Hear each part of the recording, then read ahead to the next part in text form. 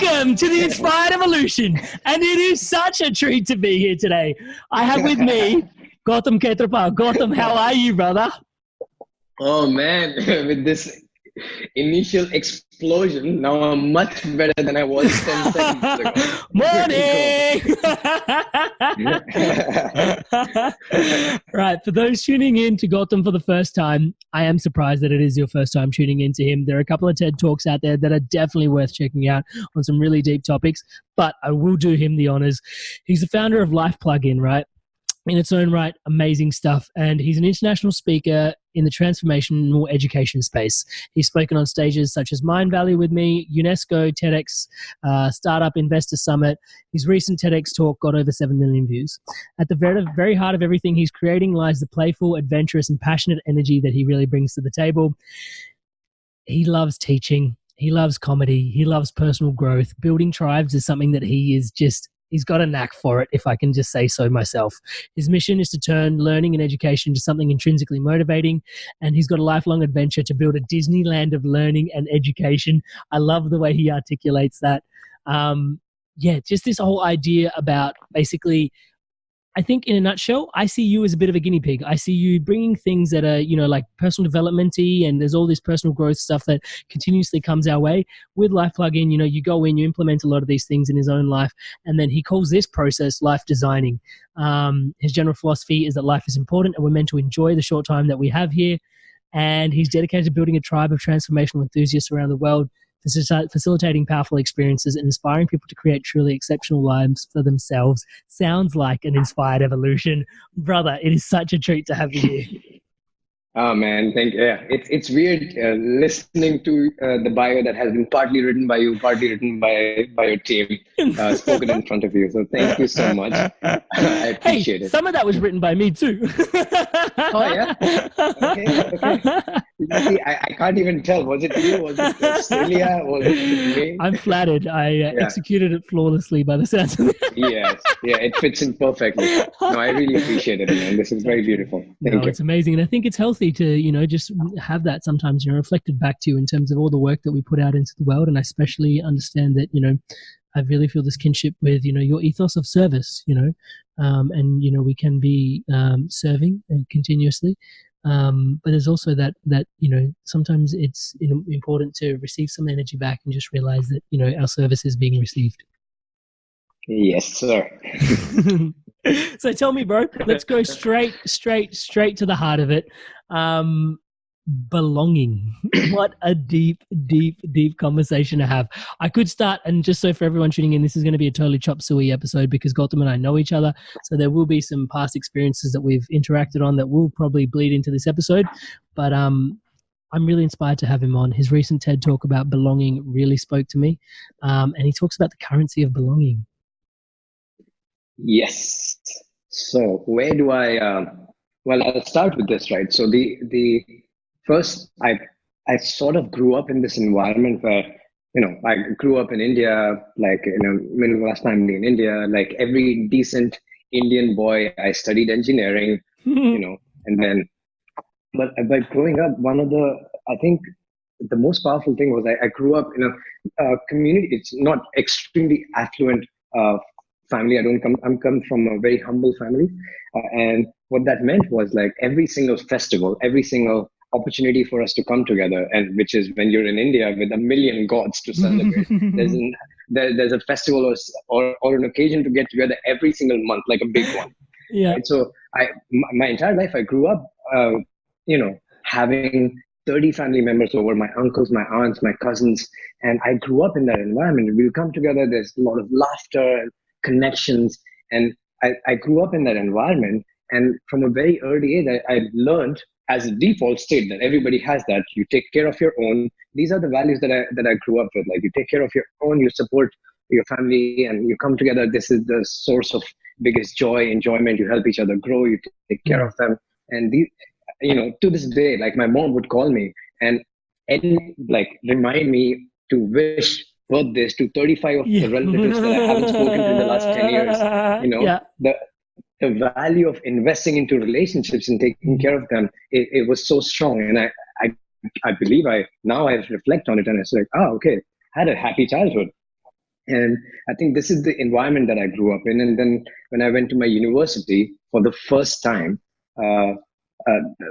I felt alone in my university. It didn't speak to me that well. I think the idea of education, which is a topic for another time, maybe. I spoke about it you mentioned in my first TEDx talk.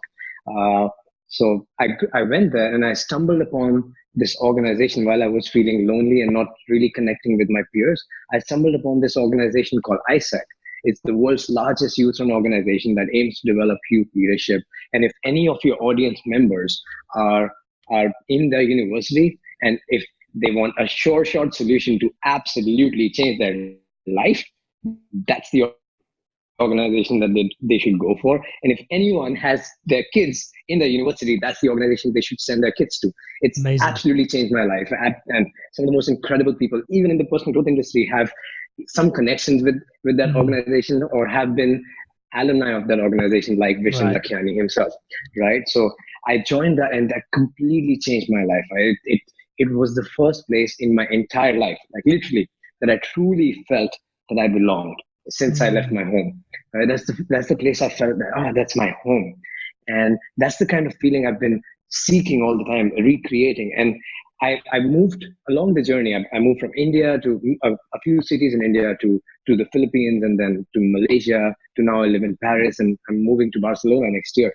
And I'm so great, right? I will talk about this in a second, why this is such a common story. But as I moved, I also started noticing, and you would have noticed this as well, the more developed a country, the lesser is the human connection in each country. Totally. Right? And then mental health issues are on the rise, the physical health issues are on the rise, the divorce rates, suicide rate. What is happening? Yeah. Right? I'm living in Paris, and literally, man, it's crazy. I didn't know this, and I found out while I was preparing for my last TEDx talk. 1 in 5 people in Paris are clinically depressed. That's bizarre. That's more than any other city or state in the United States, by the way. That 21 point something percent in Paris, right? And this is the crazy part. An average person in a developed country can go through their entire day, or in some unfortunate cases, their entire life, just meeting strangers. Yeah. And that's the thing that I feel we're not designed for that. We know this already. Like you and I, we've talked about this physically in the events that we've met together, right? Human beings are social animals. Like our survival depends on our social bonding and social strength. As a species, we're not the strongest, right? We're not even the smartest species. The reason that makes human beings the most successful species on the planet is to do with our ability to collaborate and live together in communities. This is why now there are studies done on blue zones around the world, right? There's Sardinia, Okinawa, Naples, Florida. There's a few other places in the world where people consistently live beyond the age of 100. And I know you know this, so I'm going to brush through this fact. Oh no, right? It's great. I love hearing it. Yeah. Right. The number one factor correlating with human health and longevity has nothing to do with your food, not your jobs, nothing. The number one correlating factor is strength of your social connections, right? This is how powerful this principle is. And the problem is, in the name of our economic interest, we are going against this principle. And that's something I started noticing in my own life. That's why I started experimenting with this. I created a business around this principle, and I gave a talk about it once. I put enough consciousness into it, and I realized, this is something more people can get benefit from, because this is something that we're missing more and more in the world, right? So what we are doing right now is we are living in a world, creating highly individualistic lifestyles for ourselves, right? We are moving from, we used to live in villages and tribes, and now we moved into cities in the name of our freedom. In villages and small communities, we didn't have much freedom, and for the first time in our entire life, we are a lot more free, but we are a lot more alone as well. I think Esther Perel talks about it really well, right? So this is the first time we are a lot more alone, and we are moving to cities in the name of building highly independent lifestyles. But the reality is that we are our success is not in our independence, which we fight for our independence all the time and live the American dream. And these are the things that I grew up getting influenced by. Yeah. But our success is not in our independence; it is in our interdependence. And I'm grateful because I grew up in an environment like in India. Then when I lived in the Philippines and I experienced these things where the financial independence or success is not crazy. There's still a lot in these developing countries, but what you see more is the way they come together. And you will also notice these developing countries are also, funnily enough, have more festivals, and their festivals are more vibrant because old festivals, religions had nailed it, man. This is what it's the strongest community in the world. There are so many principles and frameworks that we can learn from religion. One of them is festivals, right? The way they do festivals is, and this is what I do with our modern age festivals. I run a festival, is the same principle. You bring a community that believes in the same stories, believes in the same values, have the same core interests and principles. You bring them together for a short period of time, and you reinforce the story and shared myths, and religion do the shared myths and the stories of the tribe, and you have a lot of fun. You create a lot of aha moments, sense of awe and inspiration, and you create a lot of lasting memories. Right? When that happens, the community is so much together. Like even after the festival is over, the sense of connection is much stronger. The sense of belonging is much stronger. Right? So this is the principle I look the entire world through. Like this is, to me, this is the lens through which I look at everything, even business. Right? And you have to stop me wherever I think going in a different tangent, because this is free flowing, right? I love it. Think about like you and I are in the knowledge business, right? Teaching business. And there's something interesting. At the advent of internet, say about 1980s, before the advent of internet, what we had was our information was contained by our local media, and we wouldn't have as much control, and our information was very, very limited, and it was controlled by local media. And then the internet came, and then boom, like we had immediately access to information from all over the world. And suddenly it is like we can learn from so many different communities, so many different parts of the world. The world was getting more connected. By 1990s, what started to happen, the information was so much more that we were getting overwhelmed. And then what did we do? We said, you know what? I don't care. I want to have the best information. And you and I have done this, right? I will pay a premium to give me the most curated information possible, right? That's the age of content curation came into being, content subscriptions. Tony Robbins is a content curator, was a content curator. Mindvalley is a great content curation example. Paid subscription. This was the age from 1990s. It's bleeding out until 2010, I would say, right? Where people were paying a premium for content curation. Now, that is a norm. Now people don't pay for content curation. It's like podcasts, the age of content marketing, giving enough value in advance. If you don't do that, you cannot be successful as a business. Nobody's paying for content curation. But look what's happening now. Now people are paying for people curation. Right? Because we are, especially the developed part of the world, we have access to the world right now. We are all global citizens, but we don't belong anywhere. And we don't know how to find people who are like us, who have the shared interests, same pain points, same goals, desires. People are not paying for information curation. Now people are willing to pay a premium for people curation. What is AFES? A $5,000 weekend in personal growth? Right? Because it's incredible. I have attended 5, and I plan to attend the next 15 if they don't change the format so much, which I don't think they will, right? And I love those people. Anywhere around the world I would go, if I see a guy wearing the same t-shirt AFEX, I would give them a hug, even if I don't know them. That's how powerful this principle is, right? There's Summit Series is another example that are curating these things, and I think this is the biggest business opportunity for the world, as this sense of belonging is getting more and more rare. This currency of belonging is becoming the most valuable currency, the way I look at it. I think people curation, if we don't capitalize on that bandwagon, or we don't capitalize on that information, I don't think we are giving enough value to people, because we need to go beyond just curating the best information for people. We need to bring people with the same values, same core belief system, and just bring them together. And to me, it's also a very meaningful pursuit because I enjoy it a lot.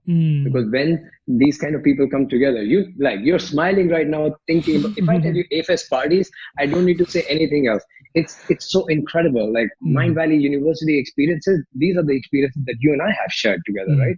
As part of the same tribe. There's so much fun. Learning is happening at the backdrop, but what is happening even more is peer-to-peer exchange, which is something that we don't talk about. Right? Yeah. Not just for emotional connection, but we also learn and grow more by learning from our peers, not as much from stage to audience, right? And this is the common principle when I talk about sense of belonging, or when I talk about how to create an education, turn your education into a lifelong adventure. This is the common principle: bringing the right people together, bringing the people who have the shared values, interests, goals, bring them together. Everything blows up. I love that. Well, in a nutshell, that's my brain. Belonging. I absolutely love that. I want to unpack what interdependence means for those that are tuning in, perhaps, to that word for the first time. Okay. You're asking me? Yeah. What is, in your opinion, what is interdependence? What does interdependence look like for you? Hello? Okay. I think interdependence, there are a few ways I can describe it. One is that, how would I do it? Okay. So as I'm living in more and more nuclear environment, there's this, I have more financial success. I have more, like, I can take care of my body. I'm stronger, but I'm just living this individualistic lifestyle. But the thing that actually creates massive fulfillment in my life are if I have people who I can share this with. If I know that that there are people who need me, who want, I feel I have a sense of purpose beyond myself, right? So these could be my family members, these could be my friends, and I think this sense of fulfillment comes from connection, being there for other people, and not just people who, like, as teachers, like, okay, we want to change people's lives, I want to serve other people. Yes, but I want to feel, we can pin this conversation. I don't think we can help anyone in the world, spiritually speaking, and I will talk about that later. But I think this feeling of being wanted, or being needed, and being there for the other person, like that is intrinsically, that's deeply embedded in our DNA. Without that, I think this feels off, right? And when I look at as the world is growing into becoming more and more independent, as the developed countries especially, and I mentioned before, right? I moved to a few cities in India, then the Philippines, then Malaysia, then Paris, and then I'm moving to Barcelona. And this is a common story, at least for your audience, right? It's not crazy. Like, the world has become safe enough for us to explore our curiosities. Totally. Right? And think about this. Right now, this is a common story. I've just mentioned 7 locations to you. I don't know how many places you've been to, probably more than I have, right? But you think about it, 50 years ago, traveling was a poor man's choice.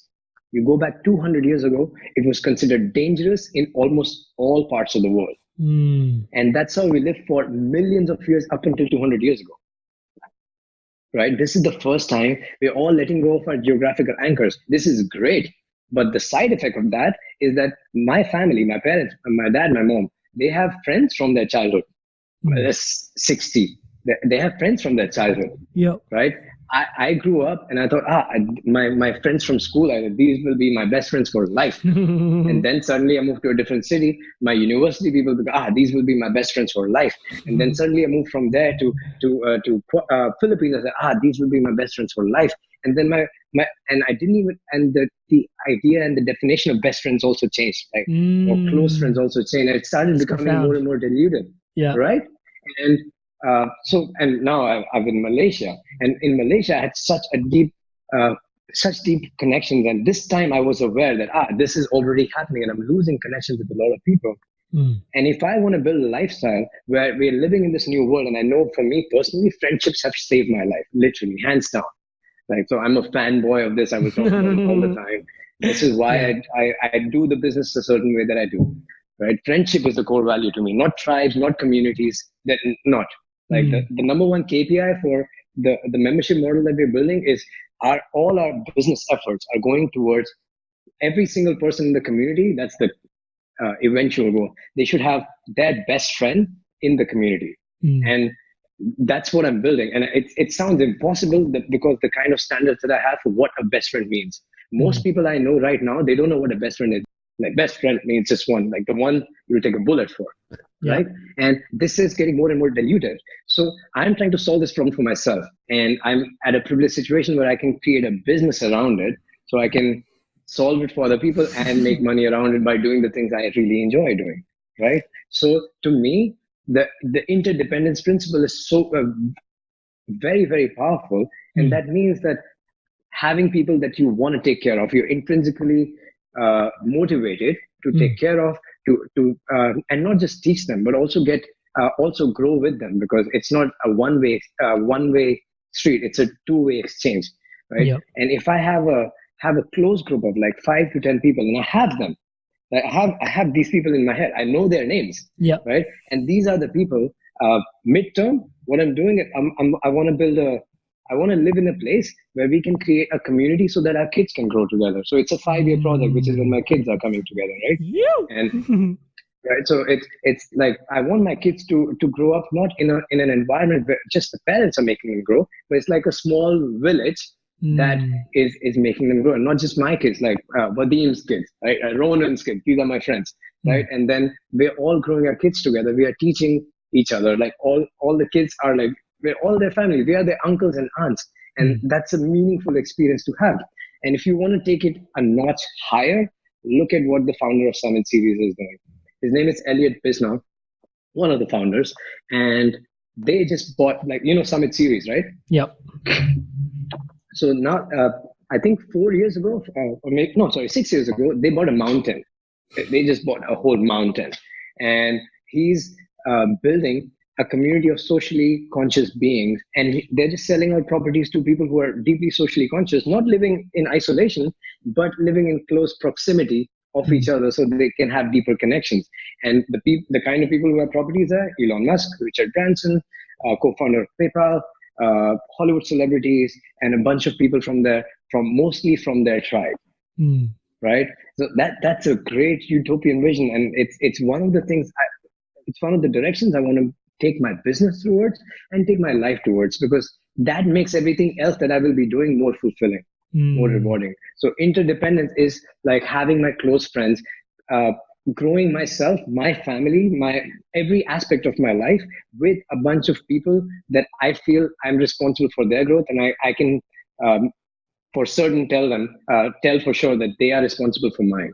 And we grow together, we play together, and that's deeply fulfilling. I love that. Thank you so much for sharing that. That is such a grounded like and real life example of what I really foresee interdependence being. And thank you so much for sharing that. A big thing that I want to tune into, which is a bit hard for me to articulate, but let me try my best to try and get there, is, before the age of the internet, before we had all this interconnectivity via the digital, we were inherently locked into like the immediate environment that we were subject to. Right. So on one hand, yes, we had these amazing tribal networks and connections that we were already a part of. You and I are both from an Indian background. And I clearly remember going back to my mum and dad's family, and they have 3 layers of a generation of a family living in one house. So we, like here in the West, like you live in your mum and dad's house, right? But in India, it'd be you'd live in your grandparents' house. And so all your uncles and aunties would live with you. And then all your cousins would be living with you as well. So you had 3 generations. You had this amazing tribe network in your house.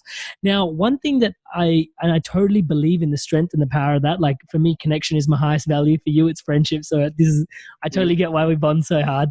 But the thing is, the one thing that I'm curious about is I know that the internet has also made it easier for people to find their tribe, because it would have been the case that, when we were isolated in our family networks, that perhaps we were the odd one out, or perhaps there was something interesting like yourself, myself, classic examples, right? We grew up in an Indian culture. We had the choices of, and I think we both put it this way, is engineer, doctor, lawyer, failure. All right. These were our 4 options.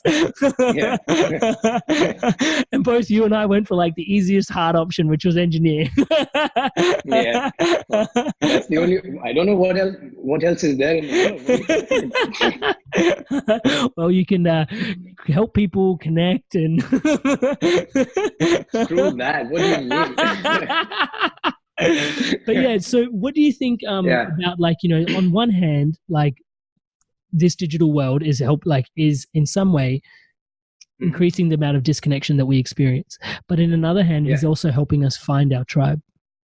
Yes, that is a beautiful point, man. You know what religion used to be? Religion, I think this is my opinion. In its purest form, religion back then used to be the school for philosophies. What personal growth industry is right now, that's what religion used to be in the past. It served that purpose. It serves religion serves all purposes. It gives you a sense of community, sense of belonging, sense of spirituality, sense of health. Like health is a big, so every single thing is embedded in its story. Right now, what we are doing, even with the personal growth industry, we are empowered to create our own religion. Pick meditation from Zen Buddhism. Pick health benefits from the way do the fasting as people do it in Ramadan, or do it once a week like the Hindus do it, like my mom does it. Pick the health benefits from here, pick spirituality from here, pick this from here, pick philosophy from Stoicism. All of these things. Now we have that much. We are empowered, or we have that power, but this is way too much power as well. Like for a human being, it could be overwhelming. Imagine, right? So this is the thing that we will always be dancing between the two. And this is what I like. What you just mentioned. We were in a family, great community. Every single thing is perfect, right? There's sense of community, sense of belonging. You always know that there will be people taking care of you, but at the same time, maybe you wanna venture out. Maybe you are the odd one out, and there's very little freedom, right? And then what do? We go into the other extreme. I want freedom. I want disconnection. I want to move away from my family. You go all the way to the other end of the spectrum, and they're like, okay, no, but I miss. No, I don't know if anybody would care if I live or die. Anybody would care if I get hurt, or if anybody would care how good or bad I'm doing. Is anybody even proud of me, of all the things that I've accomplished? On the other side, and there's always a dance between the two. So, and I also believe as a generation, we're always dancing between the two. So between the two extremes. And so when we are at home, it's pulling us in the other direction, right? It's pulling us like, if we're anchored too much at home, or like too much in this restrictive environment, I want to go away from it. I want to go away from it. And then when we go way too much away from it, we're like, no, I want a bit of connection. I want a bit of community. And it's a pendulum between the two. And I think any area of my life I look at, and this is why it's also my next tattoo design idea. I like this dance between the two, between like this crazy like rigidness of the structure and an absolute freedom, and it's a pendulum. You can't stay at one place for way too long, right? What is needed though, I think, is more access to more meaningful content. That yes, I have that power to think everything about myself. What do I think? Right. This is where these podcasts like Inspired Evolution, there's so many companies who are creating remarkable content without any marketing craziness. Right. Like Mind Valley is a classic example. It's my home. I love that company. And they put out such meaningful work out in the world, where now the people who have the power, like at least most of the world that we know, which is like less than half of the world which has access to internet in the world, right? They all have the power to take control of their life. But then there needs to be some sort of guiding, right? Some people guiding them through, okay, you are empowered right now. You have the power. These are the things you can use. And this is how you can use your power to actually influence your life in a positive way. Right? So then what our job becomes is that we need to find those things. We need to find what is the most meaningful way to use this power.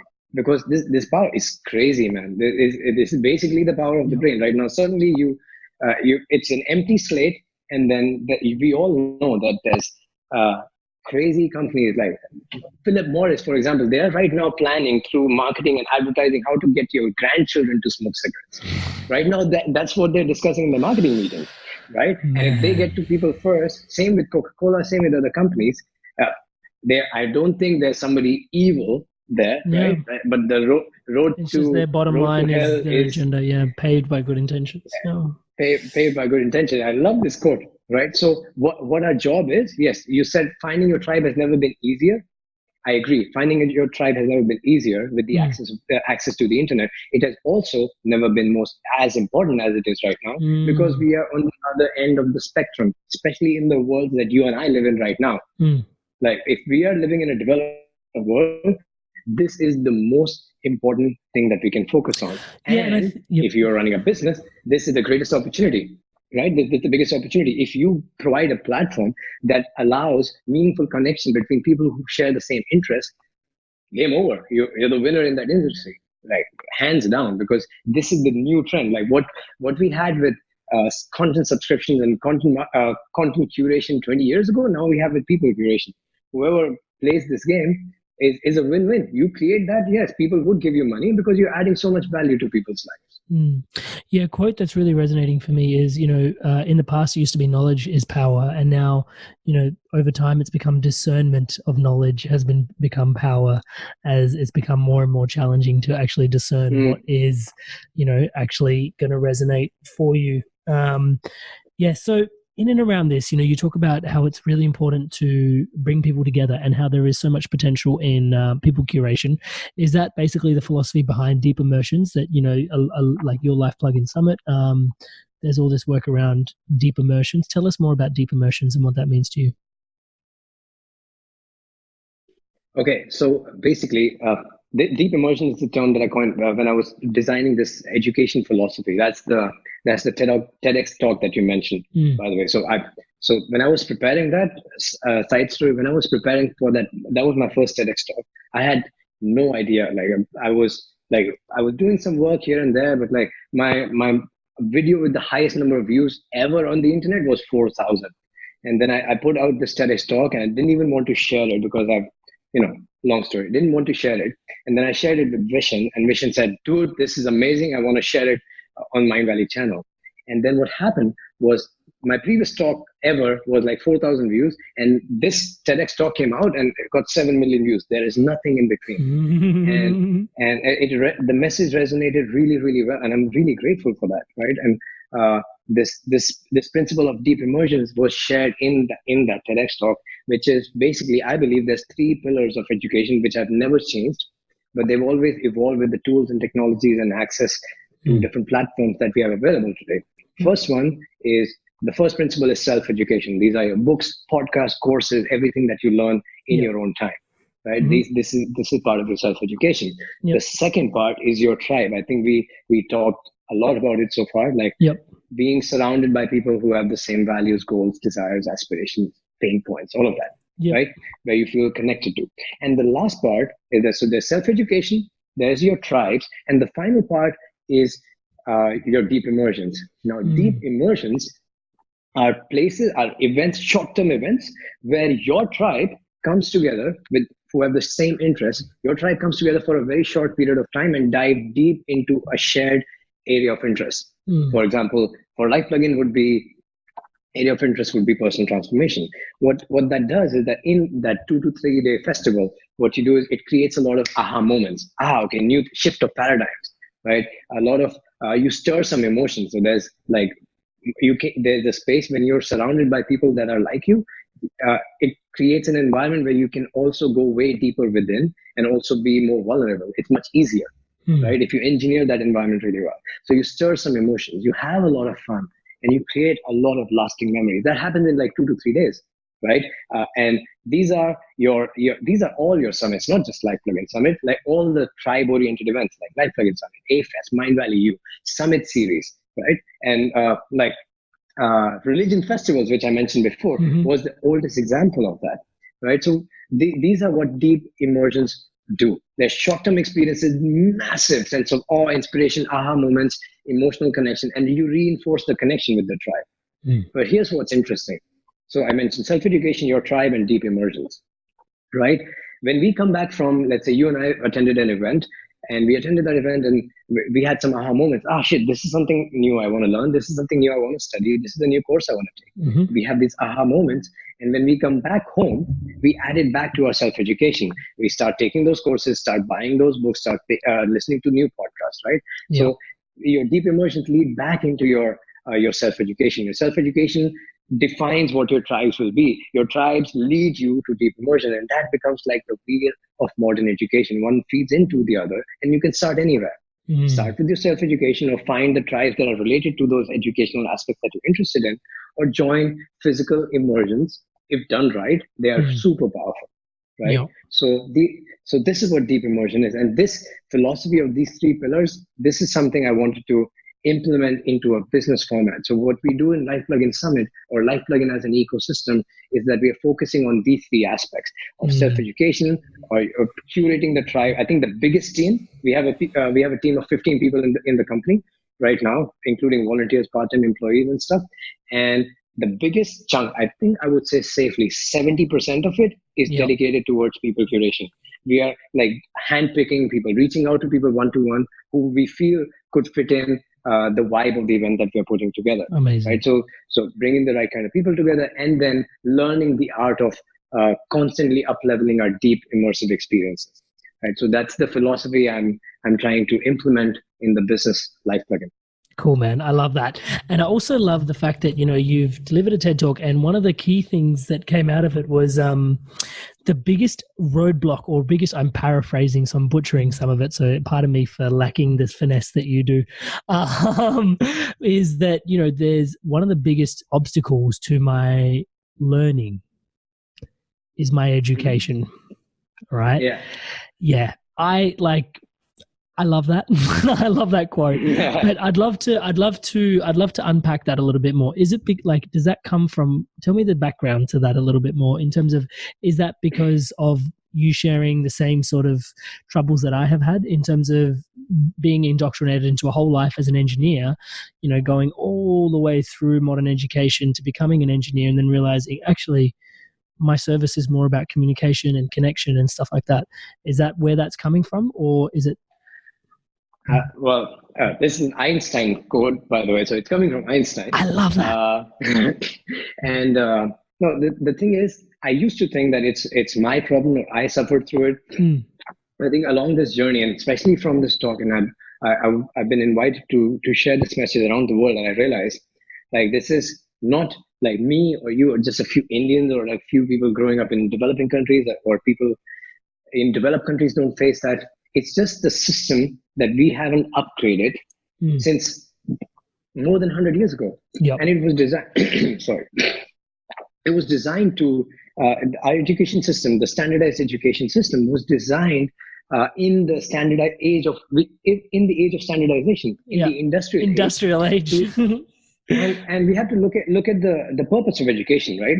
The purpose, in my opinion, of education is to help prepare you for the external world, so that you can create a meaningful and successful life for yourself in the external world. In the form of a white-collar job. No, whatever that might mean for you, right? 50 years ago, 60 years ago, like literally, you study something for 4 years, and then the things don't change as fast that you can use that same information with slight upgradation and learning and growing a little bit more, and you can live like a 40-year life just by that information on that skill set. Yes, and that's the age of standardization, or white collar jobs. And our parents grew up there, right? So we talk about how our parents force us to get an engineering degree or a doctor's degree. Every parent wants the best for their kids. Of course. And the best for their kids, like according to, you have to think what they are thinking in their mind is what they experienced when they were growing up. The best way to ensure a successful life is by getting a really successful degree in one of the top 3 careers that are Indian parents know, doctor, lawyer, engineer, right? And that's why they were forcing us so that we can lead a successful life. But this is what we need to understand. And I don't even know how I will educate my kids, because it's going crazy, right? We are at the beginning of the exponential curve of how fast information is changing, right? And right now, what we need to realize is that the reason why my education is interfering in my learning is because I need to learn in the information age. We don't live in the age of standardization. We live in the age of customization. And everybody can teach themselves. Again, the same point of we have way too much power that can be overwhelming, right? If something's are done for you. It's great. Religion was a done for you solution maybe 100 years ago. It helped everyone in the world, right? Yeah. Now it's becoming more and more dogmatic or outdated, but it still has a lot of these principles that we can learn from. Right? It's the same thing here. Like education, there was a system that was a done for you solution. Now we have to find our own customized education, right? This is extremely empowering if you have a framework and kind of guiding light or some supportive community to guide you through this, and extremely overwhelming and disempowering if you don't know what to do. If like I was growing up, my parents said, I was lucky, they said, do whatever you want to. I was like, oh my God, what does that mean now? I don't know what I want to do. Like, I didn't figure. And in my society, like everybody was doing doctor, engineer, lawyers because I grew up in India, right? But my parents said, yeah, do whatever you want to. Whatever you want to do, just go become best at it. That's the message I remember listening to my entire life. But this was a lot of power, but I didn't know how to use that power. Right? So when we live in the age of customization, this is why, again, the principle of interdependence. If I was just independent, I would be like, okay, I can be whatever I want to be. Okay, Gautam, answer, what do you want to be? That's it. That's the end of the conversation with myself. I don't know. Right? I have to discover what are the things I can add value to, what are the things I'm actually good at, and that all of those things I learn in a social context, in a social network. Right? What are the things I'm actually naturally good at? What are the things I'm adding more value to my social community? Again, the aspect of us being social animals. So, like, yes, we do have a lot of power, but what we do need right now is how to utilize that power in the most productive way. So there needs to be a lot more consciousness put into this subject, because now nobody else is designing my education. I am designing it. Yep. Right. So that's it. I love that. I totally agree with that. And the whole like exponential growth for technology can completely be mapped. And, it's really fascinating exactly what you shared, like what that means for education, and I'm completely in awe of just having this podcast here, like having these interviews, having these conversations every week. I get to have like, this is my school, this is legitimately how I look at it, rarely do I position myself as an expert. I'm just a perpetual student, so here to learn, here to grow, here to evolve. Before I'm conscious of your time and energy, I want to find out, like, are there some takeaways for those that are tuning in that can take away? How would you, I wouldn't say hack connection, because I don't want connection to be hacked. I think connection is something that's really pure and beautiful. And I know that it can be as simple as just picking up the phone and like setting a lunch date with someone that you love. But what would you recommend in terms of finding a tribe or the deep immersions, or, there's a whole chat we can have afterwards that I'm holding on to around service, which I'm really excited to chat to you about. Okay. But what would you recommend in terms of how do you find like establishing connection where it may be lacking in someone's life? Yeah. So I wouldn't use the word hack either. I think to me, connections are sacred.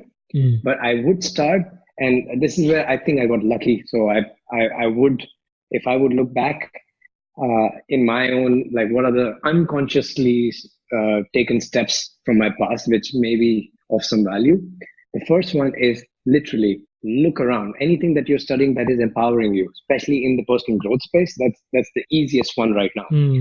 Is look around, like all the company. There's a bunch that I can be. You and I can, between you and I, in the next 30 seconds, we can name 100 companies very fast. Right? There's enough people who are trying to add value outside. Look at the one that speaks to you the most, and chances are, if you like 10, the chances are 2 out of those 10, one or two out of those 10 companies are creating something really meaningful in the transformational space. Right? So like I wouldn't even sell my company first. I would sell the company that actually changed my life first, right? Mind Valley. Right? Mind Valley. Go join one of Mind Valley's events. If you are in India, or if you're in the Indian subcontinent, or if what I'm speaking speaks with some of your audience members, come join Life Plugin Summit, right? Or join Summit Series if you're in the United States. It's unbelievable. Right? Find events, find ecosystems that you think speak the same vibe as you, speak the same language as you, and see when is the next physical meeting is happening. And if you are socially a bit awkward and so it feels a bit outside your comfort zone, then it's a must for you to do I love that. That was the hack, by the way. Right? It's just a flip in the switch. It doesn't matter. You can just go at that event, sit in the corner, just look and observe everybody else. But just being in that energy will be very, very, very meaningful. Right? That's my way. It's not hacking connection. Just finding new friends. And what these events do, especially for the area of your interest, right? The area of your interest will be naturally something that you'll have something to talk about. Absolutely. If not to speak about, but something to ask about because you're curious. Right? What that does, the events in personal growth or any other area could be join an event on programming or join an event on blogging or on music, anything. If you join that the content that the event is talking about serves as a backdrop for you to have conversation around that. Right, so it's just if the events are good, they engineer experiences so that these conversations become easier.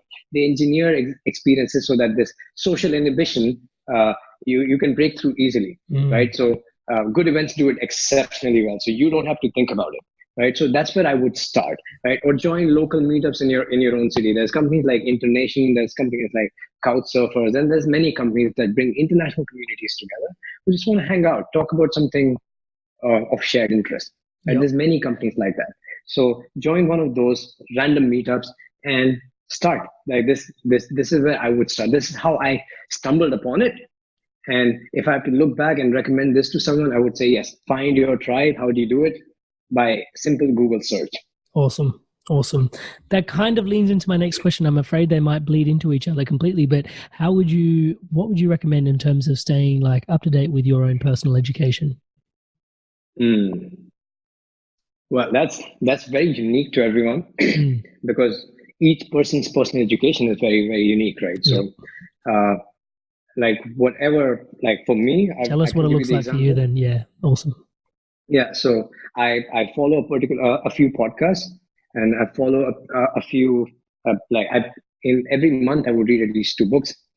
And those books refer me to different links, different podcasts, different courses. So that's how it expands. I attend 4 to 5 different deep immersions in a year. 2 of them I create now, and 2 of them are external. So like once every quarter, I have that checkpoint where I'm reinforcing connection with my tribe and also getting a lot of aha moments about the new things that I would like to learn about the areas that I'm already interested in. Does that make sense? Yep. So, for example, I'm interested in personal growth. I run 2 personal growth festivals in a year, but then I also attend an external personal growth festival, which is like the last one that we attended in Croatia. And then from there, I met incredible new teachers that I had little information about. I got introduced to new disciplines in personal transformation. I said, okay, those are the things I want to learn. So what I do is these are physical events that I like to join, and then I just make notes of the new thing that I want to learn, and I just add them to my list. I read 2 to 3 books in a month, and I'm constantly on the go with like audiobooks and podcasts. And there's a few podcasts, and my podcast list keeps on expanding. So does my book, right? It's just the more I'm in the space with people, or the more I'm in the environment of my interests with people who share the same interests, the more my reading list, my learning list keeps on expanding. It never shrinks. Yep. And every 6 months, I pick a different goal, and that's a bigger goal, and everything else becomes secondary. And that's the one I focus heavily on. That's just my personal process. So for the last 4 months, and I do it in between my 2 festivals. Right, so I commit at the last festival and do commit socially to my tribe. So I use the principle of tribe dynamics for my own learning. And then, so last time I committed to do a total health transformation and get to a ripped body shape. So I'm studying a lot about nutrition, like everything about nutrition, biohacking, and then updating all my information about peak performance and how to train better, how to sleep better, all of those things. So I focused on that more. So I have more books, more podcasts, more interviews with people to ask these questions. So one is a primary goal, and then it keeps on expanding like this. Awesome, brother. Thank you so much for sharing that. And, I've really been itching to ask you this question now. So the last little bit is centered on service, right? And I think more specifically, I think we both understand that, service is something that is, it's the most beautiful way to walk in life. If you really have to do business, why not find your service? Because then you can actually align your spiritual self with your business self and completely be living a life in harmony with, just that grace that is afforded through that space. But the question that I have for you specifically is pertaining to that. You could have gone into business around education, and in some ways, yes, you are in business around personal transformation. But it seems like you're in business more around facilitating connection. When it came to choosing what your service looked like, how did you go through that process, and what did it look like, and how did you land where you are? There's a bunch of things that I need to address. First is, can you hear me? Yeah, totally. Right. Okay. So the first is that, so when I think of, am I in the business of serving connections? I think it's not the primary business, but that's the secret sauce of the success for my business. Sure. And I think and there's a slight distinction, because I don't think, and there's a few companies who do that, and I feel icky. Right now, the word community and tribe is also getting bastardized in the world, where everybody's talking about our communities, our tribes, So I think it's extremely meaningful, but you can't sell it, because, especially for it's not meant to be sold. It's innate, and people come for a personal gain, and then they stay for how much value I got with these people. These are my guys. These are the ones I want to meet everywhere. Right. Yeah. So essentially, in the business that I'm in, specifically that you asked, people come for the content, and people come for the self-transformation, and then they stay for the tribe. Right. So, and how did I come up to that? Well, you said this. We're in the business of service, right? Can you repeat the second aspect of the question? Yeah, so the question was basically, you could have chosen to serve in education or in connection, and you basically answered it in that, you do serve education, but connection is a key takeaway. Yeah, yes. I think for any business, and this is a big business opportunity for anyone who's running a business regardless of anything. Right? Regardless of any, specifically if you're doing any kind of education, it could be personal education, business education, transformation, anything, right? This is the secret sauce. And the companies that do this, nail this right now, will be like the big boys of the business industry in the next 5 years. Because this is the thing that, at least through the lens through which I view reality around me, this is the biggest missing element. And it just makes everything so much more fun. I want to do I want to do seminars. Yes, I want to see. I love teaching, right? So I want to go and build a business around teaching, but I want to spend time with those people. It's just not a stage to audience relationship. I want to get off stage and still spend time with them. I want to be off stage and still be invested in their learning and growth, and I want them to be invested in mine, right? So it's just more. It just becomes a more meaningful pursuit.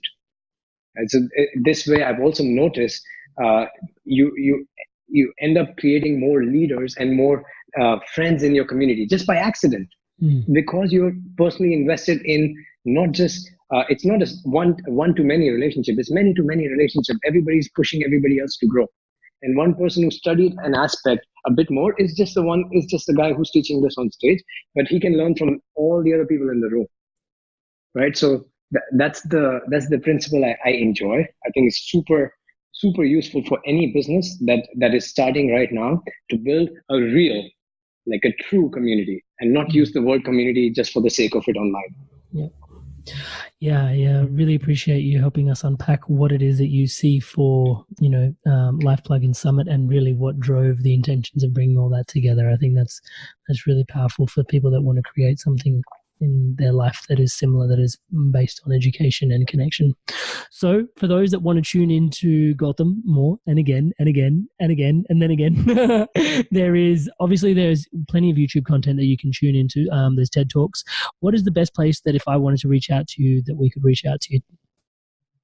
Okay, if you want to reach out to me, so you can go on my website, gautamkhetrapal.com. That's where all the information about me, and if you're interested in working specifically with me for experience designing, coaching, or keynote speaking, whatever, or if you just want to read information, all of that is there. If you're interested in the festivals that I create, it's Life Plugin, LIFE plugin, like the internet plugin, PLUGIN. So lifeplugin.com, all the information will be there. And same, my Instagram handle is the same as my name. So you can find me there as well. Awesome. I love that. And so for my very last question, and by no means my least question, brother, beyond the name, beyond the summit, beyond the friendships, beyond the connection, it's esoteric in its nature. Who are you?